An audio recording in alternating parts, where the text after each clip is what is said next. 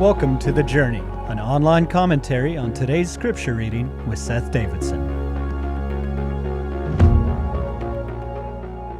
Today's reading is from Mark chapter 13, verses 14 through 27. When you see the abomination that causes desolation standing where it does not belong, let the reader understand. Then let those who are in Judea flee to the mountains. Let no one on the roof of the house go down to enter the house to take anything out. Let no one in the field go back to get his cloak. How dreadful it will be in those days for pregnant women and nursing mothers. Pray that this will not take place in winter, because those will be days of distress unequaled from the beginning of the world, from the beginning when God created the world until now, and never to be equaled again. If the Lord had not cut short those days, no one would survive. But for the sake of the elect, whom he has chosen, he has shortened them. At the time, if anyone says to you, "Look, here is the Christ," or "Look, there he is," do not believe it.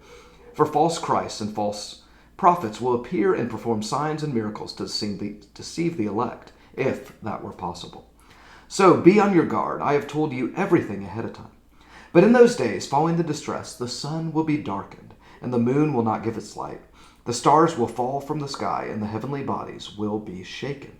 At that time, men will see the Son of Man coming in clouds with great power and glory. And he will send his angels to gather his elect from the four winds, from the ends of the earth to the ends of the heavens. Well, in 8th grade, we had the task in our English class to write our first long paper, our research paper. And so folks were reading 3 or 4 books and writing 7 to 10 pages on whatever topic. I chose to talk about the end of the world from a biblical perspective. Now, at that point, I just thought there was only one true biblical perspective, and it was the one written in the books that were on my father's bookshelf. So I did a 30-page research paper on the end of the world as we know it. And I think that was even the title. And so here as we read this passage, it brought me back to that because I had a perspective that I thought was the right one, the only one. And because it used scriptures to support it, that I knew the way it was going to end. Well, another book by those similar authors was entitled 84 Reasons Why Jesus Will Come Back in 1984. So clearly the resources I was reading weren't necessarily accurate, and they certainly missed the date of Christ's return because at the time of this recording, he has not. So what do we do with passages like this that talk about the end times, particularly when they're from the words of Jesus himself? So this is called the Olivet Discourse, and it's just he's on the Mount of Olives. He's teaching his disciples, preparing them for what is to come. And so my encouragement when you read any biblical prophecy, particularly those that talk about future events, let me give you 4 principles to think through. First principle is try to think first, what did this mean to readers in their own time? And then what it might mean for us. Second thing, understand what is clear, or unclear rather, in light of what is clear. So try to understand what is clear and true and relevant, and things that are fuzzy or unclear. Don't jump to conclusions about those. Let's hold more fast to the things that are clear. Third thing is let's take Jesus' words above the words of others. Doesn't mean other scripture and prophecy isn't also inspired by God. It just means Jesus, who was God in the flesh, let's try to understand the rest of scripture in light of his words. Lastly, is where we'll get tomorrow. And it's just the idea of no one knows the day or the hour. Those are in Jesus' words. And so any who will tell you, hey, it's coming up in 2020 or whenever it is, people have been saying that for millennia, including in our lifetime. And it hasn't happened yet. And the net result of people who latch onto a date, particularly when Jesus said, don't choose a date.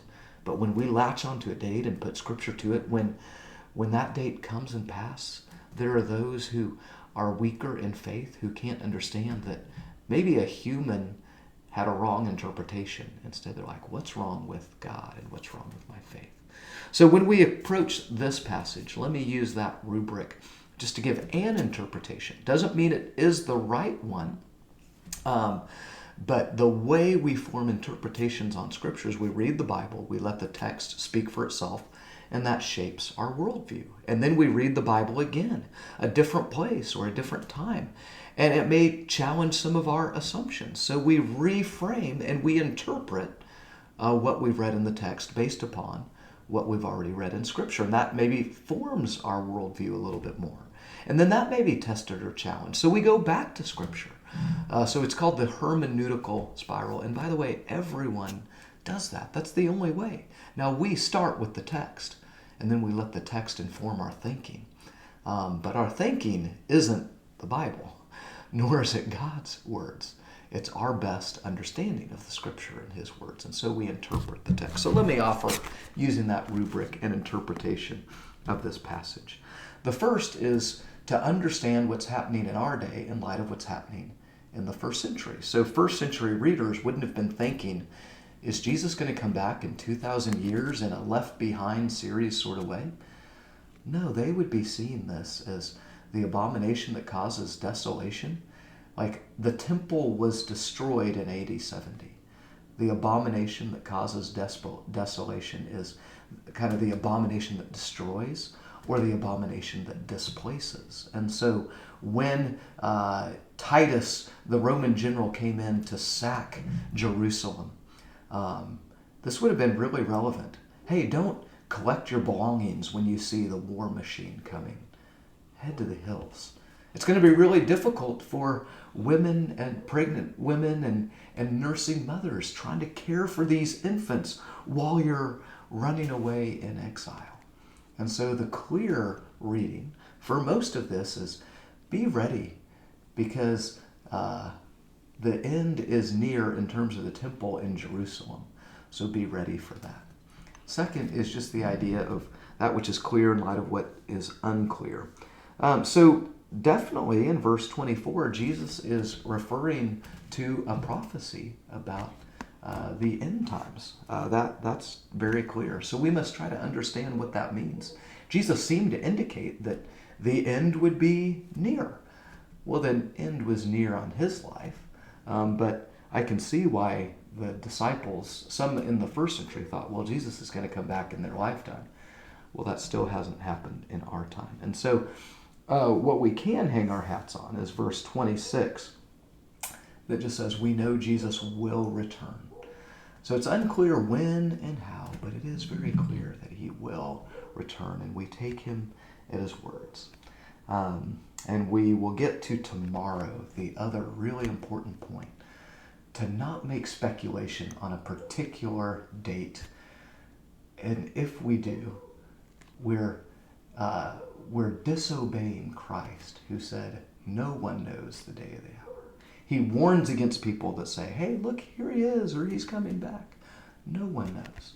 So our best approach is to keep watch. That's a biblical word. That's just to kind of be prepared and to live our lives worthy of the calling we have received. Being faithful to Jesus, faithful to what he's called us to, and faithful to be his witnesses in whatever time, in whatever trials or tribulations or joy that we're experiencing in the here and now.